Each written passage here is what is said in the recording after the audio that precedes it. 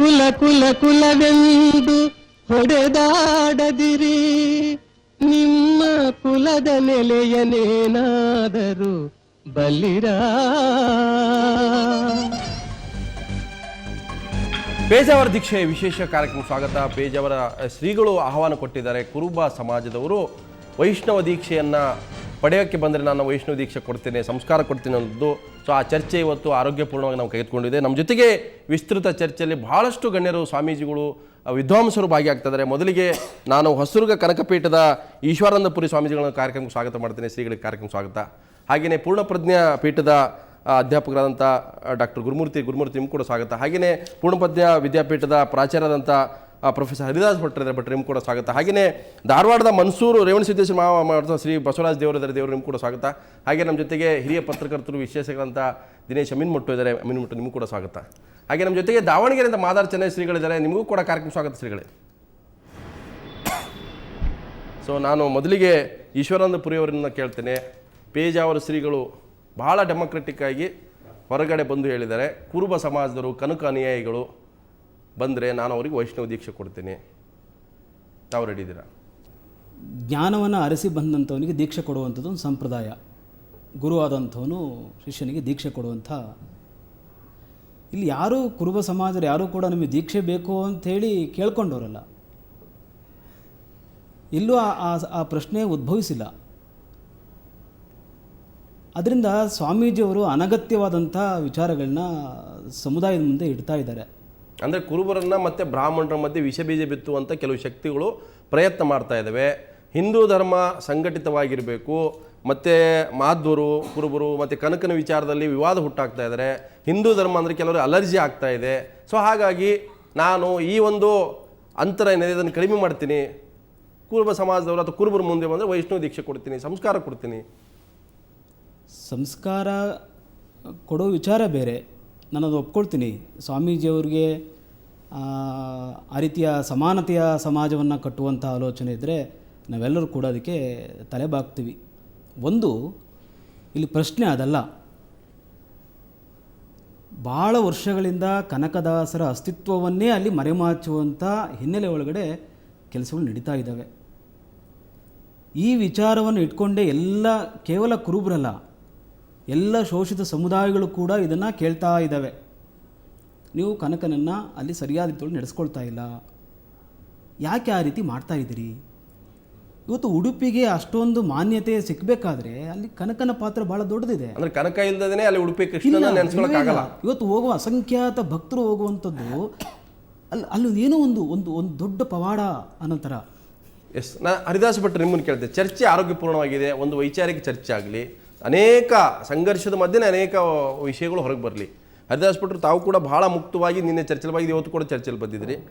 ಪೇಜಾವರ ಶ್ರೀಗಳು ಇವತ್ತು ಕುರುಬರಿಗೆ ವೈಷ್ಣವ ದೀಕ್ಷೆ ಕೊಡ್ತೀನಿ ಅಂತಂದ್ರೆ, ಸಾಮಾನ್ಯವಾಗಿ ದೀಕ್ಷೆ ಅನ್ನುವಂಥ ನನ್ನ ತಿಳುವಳಿಕೆ, ಅಲ್ಪ ತಿಳುವಳಿಕೆ ಏನಂತಂದರೆ, ನಾನು ಯಾವುದೋ ಒಂದು ದಾಸ್ಯಕ್ಕೆ ಈಡಾಗಿದ್ದರೆ, ನನ್ನ ಹತ್ರ ಅಲ್ಪ ಜ್ಞಾನ ಇದ್ದರೆ, ನಾನು ಯಾವುದೋ ಅಸಂಸ್ಕಾರಯುತವಾಗಿ ಬದುಕ್ತಾ ಇದ್ದರೆ, ಅಥವಾ ನಾನು ಯಾವುದೋ ಚಟಕ್ಕೆ ದಾಸನಾಗಿದ್ದರೆ ಅದನ್ನು ಬಿಡಿಸುವಂಥದ್ದು ಒಂದು ಧಾರ್ಮಿಕ ನೆಲೆಯಲ್ಲಿ ಇವತ್ತು ನನ್ನ ಸಂಸ್ಕಾರವಂತನಾಗಿ ಮಾಡುವುದು, ಈತನ ಒಳ್ಳೆಯ ಗುಣಗಳನ್ನು ತರುವಂಥದ್ದು, ಈತನಿಗೆ ಒಂದು ಪರಂಪರೆಯ ಒಂದು ಇದು ಹಚ್ಚುವಂಥದ್ದು, ಈತ ಒಂದು ಒಳ್ಳೆಯ ಸಾತ್ವಿಕ ಜೀವನ ನಡೆಸಬೇಕು.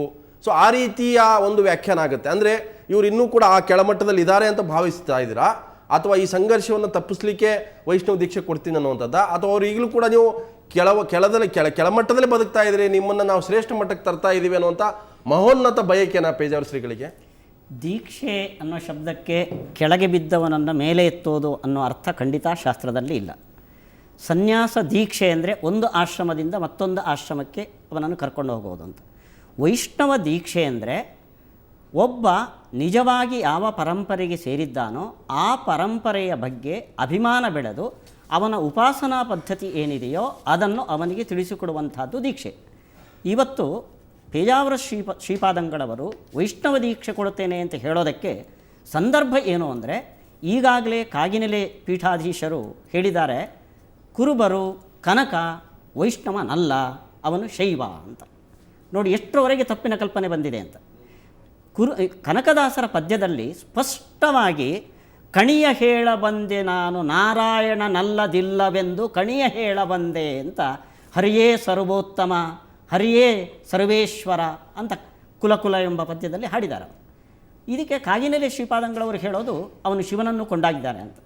ಮುಖ್ಯವಾಗಿ ಇಲ್ಲೊಂದು ತಪ್ಪು ಕಲ್ಪನೆ ಸೇರಿಕೊಂಡಿದೆ. ವೈಷ್ಣವರು ಅಂದರೆ ಶಿವನನ್ನು ದ್ವೇಷಿಸುವವರು ಅಂತ ಅರ್ಥ ಅಲ್ಲ. ಅದು ಪುರಂದರದಾಸರು ವೈಷ್ಣವರು. ಅವರು ಕಂಡೇನ ಗಂಗಾಧರನ ಗಂಗೆಯ ಮಂಡೆಯೊಳಿಟ್ಟ ದೊರೆನ ಅಂತ ಶಿವನನ್ನು ಸ್ತೋತ್ರ ಮಾಡಿದರು. ಬೇಡ, ಮಧ್ವಾಚಾರ್ಯರು ವೈಷ್ಣವ ಪಂಥವನ್ನು ಪ್ರತಿಷ್ಠಾಪನೆ ಮಾಡಿದವರು. ಅವರು ಧ್ಯೇಯ ಪಂಚಮುಖೋ ರುದ್ರ ಅಂತ ರುದ್ರದೇವರು ಸ್ತೋತ್ರ ಮಾಡಿದ್ದಾರೆ. ಸೊ ವೈಷ್ಣವ ದೀಕ್ಷೆ ಅಂದ ಕೂಡಲೇ ಇನ್ನೊಬ್ಬ ದೇವತೆಯನ್ನು ದೂರೋದು, ಅವನನ್ನು ಅಲ್ಲಗಳೆಯೋದು, ಅವನನ್ನು ನಿರಾಕರಿಸೋದು ಅಲ್ಲ. ಹೀಗಾಗಿ ವೈಷ್ಣವ ದೀಕ್ಷೆಯಲ್ಲಿ ವಿಷ್ಣು ಸರ್ವೋತ್ತಮ ಅನ್ನೋ ಅನುಸಂಧಾನದ ಜೊತೆಗೆ ಇತರ ಎಲ್ಲ ದೇವತೆಗಳಿಗೂ ಗೌರವ, ಪೂಜ್ಯ ಭಾವನೆ ಅಲ್ಲಿದೆ. ಹಾಗಾದರೆ ನಾನು ಬಸವರಾಜ್ ದೇವರೇ, ಹರಿದಾಸ ಭಟ್ರು ಹೇಳಿರ್ತಕ್ಕಂಥದ್ದು ಒಂದು ಸ್ಪಷ್ಟವಾಗಿ ನಾವು ನೋಡುತ್ತಾ ವಿಂಗಡಿಸ್ತಾ ಹೋದರೆ, ಕನಕದಾಸರ ಅನುಯಾಯಿಗಳು ಅಂತ ತಾವು ಏನಾದರೂ ಭಾವಿಸ್ಕೊಂಡ್ರೆ ಕನಕದಾಸನನ್ನು ಫಾಲೋ ಮಾಡಿ. ಕನಕದಾಸ ಅನುಯಾಯಿಗಳಲ್ಲ ಅಂದರೆ ನಿಮ್ಮದೇ ಆದಂಥ ಹಾಲುಮತನೋ ಇನ್ನೊಂದು ಸಂಪ್ರದಾಯನೋ ಮಾರಪ್ಪ, ಬೀರಪ್ಪ, ರೇವಣ ಸಿದ್ದೇಶ್ವರ ಅಥವಾ ಮೈಲಾರಲಿಂಗ ಈ ಥರದ ಪರಂಪರೆ ಹೋಗೋದಾದರೆ ಹೋಗಿ. ಅದು ಕನಕದಾಸ ನಮ್ಮವನು ಅಂತ ಹೇಳುವಂಥ ನಿಮಗೆ ಅಧಿಕಾರ ಇಲ್ಲ ಅನ್ನುವಷ್ಟರ ಮಟ್ಟಿಗೆ ಬರುತ್ತೆ ಚರ್ಚೆ. ಅಂದರೆ ಈ ದೀಕ್ಷೆ ಎಲ್ಲ ಸಮುದಾಯದಲ್ಲಿ ಮತ್ತು ಎಲ್ಲ ಧರ್ಮಗಳಲ್ಲಿಯೂ ಕೂಡ ದೀಕ್ಷೆ ಲಿಂಗ ದೀಕ್ಷೆ ಅಂತಿದೆ, ಲಿಂಗ ದೀಕ್ಷೆ ಕೊಡ್ತಾರೆ, ಲಿಂಗ ದೀಕ್ಷೆ ಅಂತಿದೆ, ಬೌದ್ಧ ಧರ್ಮದಲ್ಲಿ ಧರ್ಮ ದೀಕ್ಷೆ, ಈ ಥರ ಎಲ್ಲ ಧರ್ಮಗಳಲ್ಲಿನೂ ಎಲ್ಲ ಧರ್ಮಗಳಲ್ಲಿ ಇದೆ. ಆದರೆ ಈ ಒಂದು ಇವರೇನು ಹೇಳಿದರು, ಕನಕನ ಅನುಯಾಯಿಗಳು ಇದೇ ದೀಕ್ಷೆನ ಹೊಂದಬೇಕು ಅಂತೇಳಿ. ಬಹುಶಃ ಕನಕದಾಸರು ನಾವು ಕುರುಬರು, ನಮ್ಮ ದೇವರು ಬೀರಯ್ಯ, ನಾವು ಕುರುಬರು, ನಮ್ಮ ದೇವರು ಬೀರಯ್ಯ, ನಾವು ನರ ಕುರಿಗಳನ್ನು ಕಾಯ್ತಕ್ಕಂಥವ್ರು ಅಂತೇಳಿ ಸಾಂಕೇತಿಕವಾಗಿ ಮತ್ತು ಕುರಿಗಳು. ಆ ರೀತಿ ಬೀರಪ್ಪನನ್ನ, ಮಾಳಿಂಗರಾಯನನ್ನ ಅಥವಾ ಹಾಲ್ಮತದ ಮೌಲಿಕವಾದಂಥ ಪರಂಪರೆಯನ್ನು ನೆನೆಸ್ಕೊಂಡು ಬರ್ತಾ. ಅವರ ತಂದೆ ಕೂಡ ಬೀರಪ್ಪ ಗೌಡ ಅನ್ನೋದೊಂದು ರಾಜ ಆಗಿದ್ದು, ಮಾಂಡಲಿಕ ಪ್ರಾಂತೀಯ ಅರಸರು. ಅವರು ವಿಜಯನಗರದ ಒಂದು ಭಾಗವಾದಂಥ ಮಾಂಡಲಿಕ ಪ್ರಾಂತದ ಅರಸರು, ಬಂಕಾಪುರ. ಹೀಗಿರುವಾಗ ಯಾವುದೋ ಒಂದು ಸನ್ನಿವೇಶಕ್ಕೆ ತಿರುಪತಿ ವೆಂಕಟೇಶ್ವರನ ಪರಮ ಭಕ್ತರಾಗಿದ್ದರು ಮತ್ತು ಅವರ ಅರಸೊತ್ತಿಗೆ ಸಂಪತ್ತು ಮತ್ತು ಆ ಒಂದು ವಿಜಯನಗರಕ್ಕೆ ಒಳಪಟ್ಟಿದ್ದರಿಂದ ವಿಜಯನಗರದ ಒಂದು ಆರಾಧನೆ ವೆಂಕಟೇಶ್ವರ ಮೇಲಿತ್ತು. ಆವಾಗ ಅವರು ಏನೋ ಒಂದಷ್ಟು ವೆಂಕಟೇಶ್ವರ ಕೃಪೆಯಿಂದ ಹುಟ್ಟಿದಂಥ ಮಹಾತ್ಮರು. ಆದರೆ ಅವರು ಇಡೀ ಬದುಕು ಶಿವನ ಆರಾಧಕರವರು, ಶೈವ ಪಂಥಕ್ಕೆ ಸೇರಿದಂಥವರು. ಹರಿದಾಸ ಭಟ್ರು ಚರ್ಚೆಗೆ ಒಂದು ಹೊಸ ಆಯಾಮ ಕೊಟ್ಟಿರ್ತಕ್ಕಂಥದ್ದು. ನೀವು ಹಾಲು ಮತ್ತು ಪರಂಪರೆ ಅನ್ನೋದಾದ್ರೆ ಕನಕನ ಪರಂಪರೆಯ ವಾರಸುದಾರರಾಗ್ತದೆ. ಕನಕದಾಸರನ್ನ ನಾವೆಲ್ಲರೂ ಒಪ್ಪಿಕೊಳ್ಳುವಂಥ ಪರಿಸ್ಥಿತಿ. ಆದರೆ ಕನಕದಾಸರು ಅವ್ರು ಯಾವ ಒಂದು ವೈಷ್ಣವ ದೀಕ್ಷೆ ಆಗಲಿ ಅಥವಾ ತಾತಾಚಾರ್ಯ ಹತ್ರ ಇದ್ರು ಅವ್ರ ಗುರುಗಳನ್ನು ಒಪ್ಪಿಕೊಳ್ತಾರೆ, ಜ್ಞಾನದ ಗುರುಗಳಂತ ಒಪ್ಪಿಕೊಳ್ತಾರೆ ಹೊರತು ನನಗೆ ದೀಕ್ಷೆ ಅವರಿಂದಲೂ ಪಡೆದುಕೊಂಡೆ ಅಥವಾ ವೈಷ್ಣವ ದೀಕ್ಷೆ ಪಡ್ಕೊಂಡೆ ಅಂತ ಎಲ್ಲಿ ಇಲ್ಲ, ಯಾವ ಉಲ್ಲೇಖ. ಬಸವರಾಜ್ ಅವರ ಮುಂದೆ ಅಂತ ಚರ್ಚೆ ಮಾಡೋಣ. ಯಾಕಂತಂದ್ರೆ ನಾನು ಇನ್ನೂ ಚರ್ಚೆ ಮಾಡಬೇಕಾಗಿದೆ. ದಿನೇಶ್ ಅಮೀನ್ ಮುಟ್ಟಿದ್ರೆ, ಡಾಕ್ಟರ್ ಗುರುಮೂರ್ತಿ ಇದ್ದಾರೆ, ಮಾದಾರ ಚನ್ನಶ್ರೀಗಳಿದ್ದಾರೆ. ಒಂದಿರತಕ್ಕಂಥದ್ದು ಕೃಷ್ಣನ ಭಕ್ತಿಯಲ್ಲಿ ಎರಡು ಪುರಂದಾಸರು ಬರ್ತಾರೆ, ವಾದಿರಾಜರು ಕೂಡ ಬರ್ತಾರೆ. ಆದರೆ ಕೃಷ್ಣ ಕನಕದಾಸರಿಗೆ ಮಾತ್ರ ಒಲಿತಾರೆ ಅನ್ನುವಂಥದ್ದು ಕೂಡ.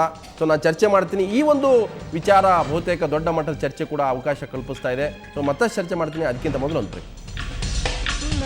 ಕುಲವೆಂದು ಹೊಡೆದಾಡದಿರಿ, ನಿಮ್ಮ ಕುಲದ ನೆಲೆಯನೇನಾದರೂ ಬಲ್ಲಿರ.